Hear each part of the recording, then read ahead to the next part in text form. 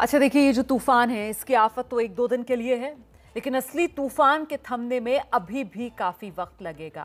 Corona से निपटने के लिए तमाम कोशिशों के बावजूद कुछ भ्रम अभी भी सिर उठाकर हमारे सामने आ जा रहे हैं। जैसे कि लखनऊ से यह बात सामने आ गई कि सीवर के पानी से संक्रमण का खतरा हो सकता है।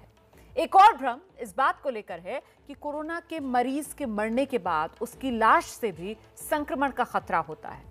तो मास्टर स्ट्रोक की अब जो हम रिपोर्ट आपको दिखाने जा रहे हैं, आपको इस रिपोर्ट में इन तमाम तरीके के बातों से जुड़ी सच्चाई दिखाएंगे। अब हम गौर से देखिए इसे।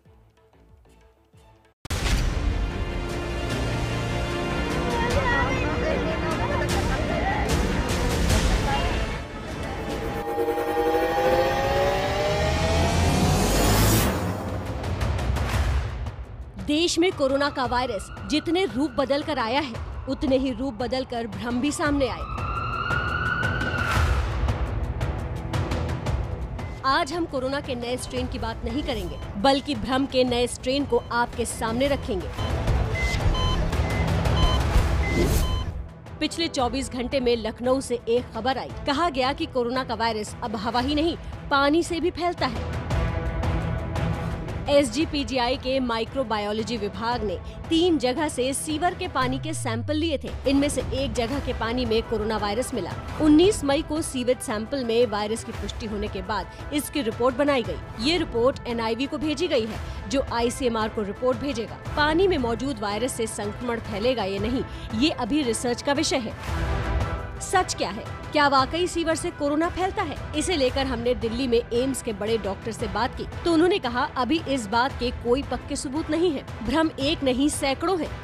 पानी या सीवर के जरिए फैलना कोई एविडेंस नहीं है कि उससे फैलता है, तो इसलिए बिना एविडेंस का कहना सही नहीं होगा। लेकिन यह जो है एक अच्छा माध्यम सर्विलेंस के लिए, मॉनिटरिंग के लिए हो सकता है कि केसेस को जो है मॉनिटर किया जाए थ्रू दिस सर्विलेंस।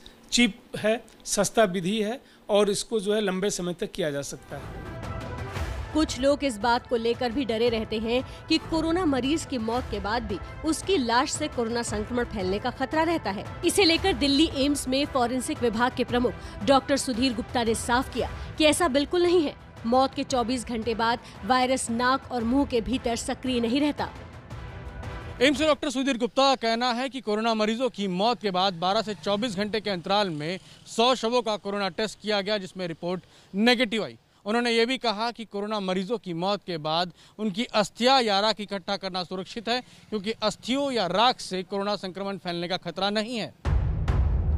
भ्रम सिर्फ वायरस को लेकर ही नहीं है, वैक्सीन और वैक्सीन की सप्लाई को लेकर भी खूब है। अब मुंबई की ही बात सुनिए।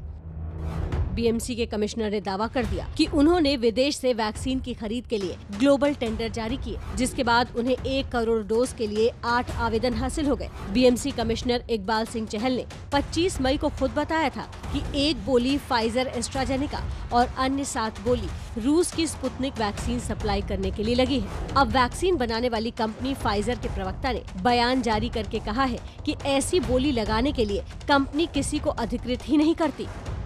फाइजर कंपनी ने दावा किया, एक प्रेस रिलीज दिया, बताया कि हम सिर्फ और सिर्फ अगर वैक्सीन सप्लाई करेंगे तो केंद्र सरकार के बिहाफ पे ही करेंगे।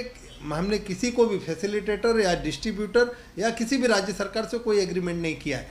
तो मेरा सवाल है आयुक्त महोदय से और सत्ताधारी शिवसेना से कि आप लोग सिर्फ नौटंकी करेंगे, सिर्फ PR करेंगे। वैसे विदेश से वैक्सीन मंगाने की कोशिश पंजाब और दिल्ली में भी हुई थी, लेकिन अभी तक कोई कामयाबी नहीं मिली है, क्योंकि फाइजर और मॉडर्ना जैसी विदेशी कंपनियां फिलहाल भारत के किसी राज्य को सीधे वैक्सीन देने के लिए तैयार नहीं है।